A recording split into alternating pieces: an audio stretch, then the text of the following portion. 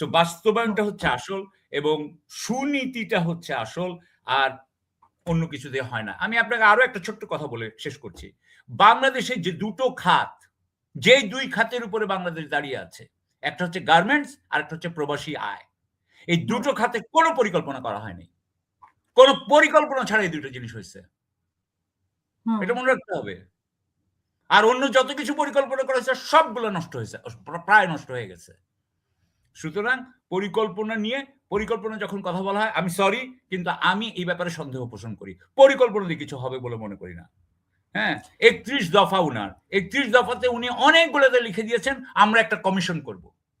অনেক কিছু ব্যাপার উনি লিখেছেন আমি একটা কমিশন করবেন মানে কি? কমিশন করবেন মানে হচ্ছে গিয়ে আবার ওই আমলাদের হাতে ছেড়ে দিবেন, আমলারা ওখানে একটা আগের মতোই একটা জনবিরোধী কাজ করবে।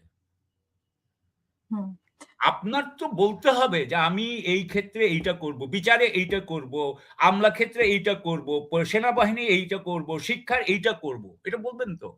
না বলে আপনি যদি বলেন যে না আমি একটা আলোচনার জন্য কমিশন করে দিব, তার মানে কিচ্ছু করবেন না। মানে এখন পর্যন্ত আপনি কোনো প্রতিশ্রুতি দিচ্ছেন না। সো এইজন্য আমার কাছে মনে হয় যে এই জিনিসগুলো ভাষা আছে এবং সবচেয়ে বড় কথা যে যতক্ষণ না বিএনপি দুর্নীতির বিরুদ্ধে একটা স্ট্রং অবস্থান না নিবে, ভারতীয় আধিপত্যবাদের বিরুদ্ধে একটা স্ট্রং স্ট্যান্ড না নিবে, ততদিন আমি মনে করি যে উনারা যাই বলুক না কেন, যে দৃঢ়তা লাগবে বাংলাদেশের জন্য, কারণ বাংলাদেশ এখন একটা বিরূপ, ভারত তো আমাদের বিরুদ্ধে লেগে আছে, সেই অবস্থায় যে দৃঢ় প্রত্যয়ের যে মানে সরকার দরকার, আমার মনে হয় যে আমি দুঃখিত কিন্তু বিএনপির কাছে আমার সেটা এখন পর্যন্ত। এখানে জামাত যেটা বলেছে যে ওনার পরিকল্পনার প্রতি দৃষ্টি রাখবে, মানে নজর রাখবে যে ওনার কি পরিকল্পনা।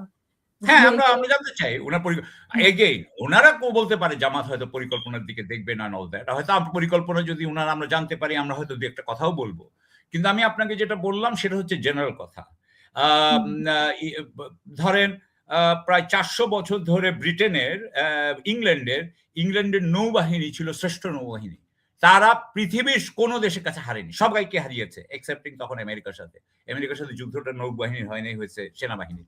তো এই নৌবাহিনী কোন পরিকল্পনা ছিল ব্রিটেনের? এখানে কোনো এইভাবে পরিকল্পনা দেওয়া হয় না।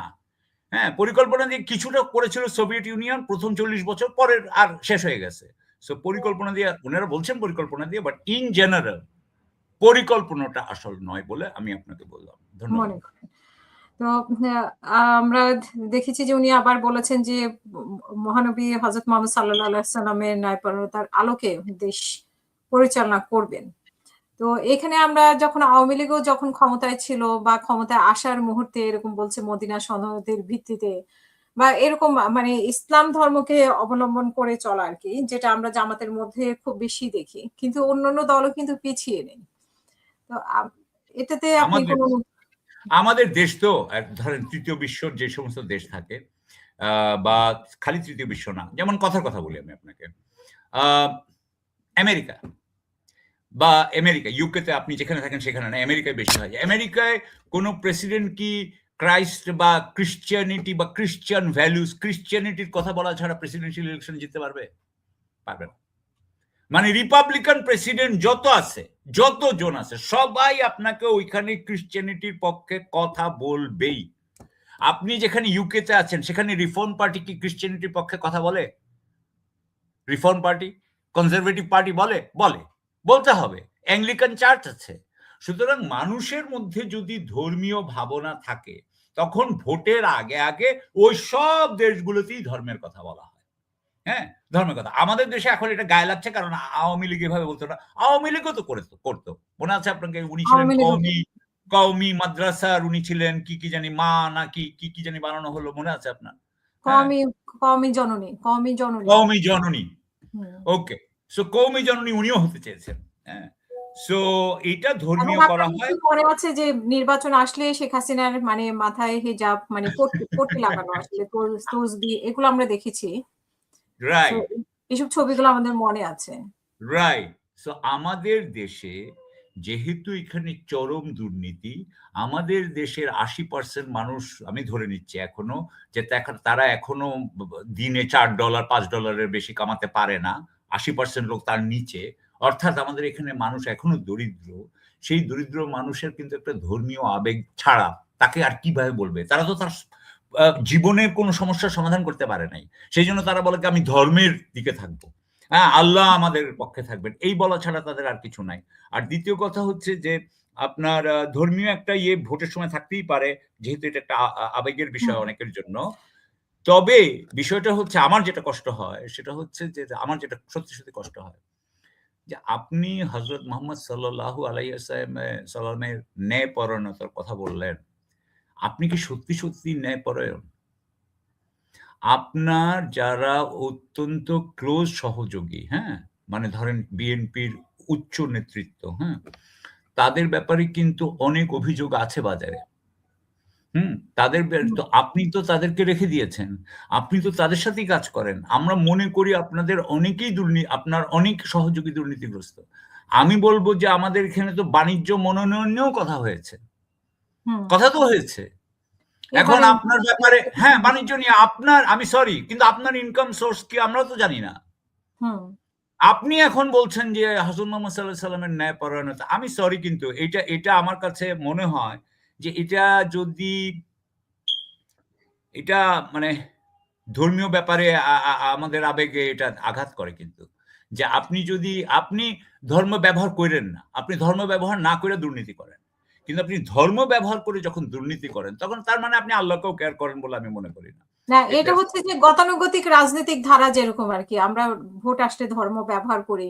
মানে সেই পন্থাই উনি অবলম্বন করেছেন। হ্যাঁ, এবং এটা আল্লাহর সাথে আমি মনে করি এটা আল্লাহর সাথে মুনাফিকি করা। একদম স্ট্রেইট কথা বলতেছি। এটা আল্লাহর সাথে মুনাফিকি করা। এটা নবীর সাথেও মুনাফিকি করা। উনি লন্ডনে বসে যে বক্তব্যগুলো রাখতেন, আজকে যে বক্তব্য রেখেছেন, আপনি আসলে কোনো পার্থক্য, বড় ধরনের কোনো পার্থক্য দেখেছেন কিনা? এবং খুব কোন দিকটা আপনার ভালো লেগেছে বা আপনার বিশ্লেষণে খুব ভালো দিক উঠে এসেছে বলে আপনি মনে করেন? আমি উনার যেটা ভালো দিক মনে করি সেটা হচ্ছে যে উনি শান্তি চাচ্ছেন, উনি চেষ্টা করছেন। উনি বিএনপিকে আনার জন্য যে চেষ্টাটা করছেন এবং উনি বুঝি যে ওটা উনি চেষ্টা করছেন। অর্থনৈতিক মুক্তির কথা তো বলেছেন মানে না, আপনি আমি যেটা বলতে চাচ্ছি, আপনাকে আমি যে কথাটা বলতে চাচ্ছি সেটা হচ্ছে, আমি মনে করি না যে বিএনপির নেতৃত্ব উনাকে খুব সাপোর্ট দেয়। উনাকে কিভাবে তৈরি হইতে হবে, উনাকে কি করতে হবে, উনাকে ওই সাপোর্ট গুলো দিয়েছে বলে আমি মনে করি না। যে ধরনের ব্যক্তিত্ব উনাকে সাপোর্ট দিতে পারত, সেই ধরনের ব্যক্তিত্ব বিএনপির ওই নেতৃত্বে আছে বলে মনে করি না। হ্যাঁ? তারা আমার কাছে বিএনপি নেতৃত্বকে দেখলে সরি আমি এটা বলছি, এটা আমার মনের থেকে বলছি, হয়তো এটা আমারই দোষ। কিন্তু আমার মনে হয় কি যে উনারা অনেকটা মানে হতবিহ্বল হয়ে গেছেন। মানে ভারতের আক্রমণে যে উনারা আসলেই ক্ষমতায় যাইতে পারবেন কিনা একটু হতবিহ্বলতা, এক ধরনের হ্যারাসড। সো এই ধরনের ব্যক্তি কিন্তু উনাকে যে সাহসটা দেওয়ার কথা, সেই সাহসটা কিন্তু দিতে পেরেছে বলে আমি মনে করি না। যেই সমর্থনটা দেওয়ার কথা, যে একক সমর্থন দেওয়ার কথা সেইভাবে দিতে পেরেছেন। কিন্তু তা সত্ত্বেও সেই সমর্থন ছাড়াও দেখেন স্তুতি বাক্য সবাই করে, ওটা বড় কথা না। ওটা হচ্ছে আসল আপনি কিভাবে হেল্প করেছেন, আপনি কতটুকু আপনার নেতার হাতকে শক্তিশালী করেছেন, সেই শক্তিশালী করা মানে না, সেই শক্তি ছাড়াও আমি বলব যে উনি যে ট্রাইটা করে যাচ্ছেন, উনি যে চেষ্টা করে যাচ্ছেন, আমার কাছে সেটাই সবচেয়ে ভালো লেগেছে।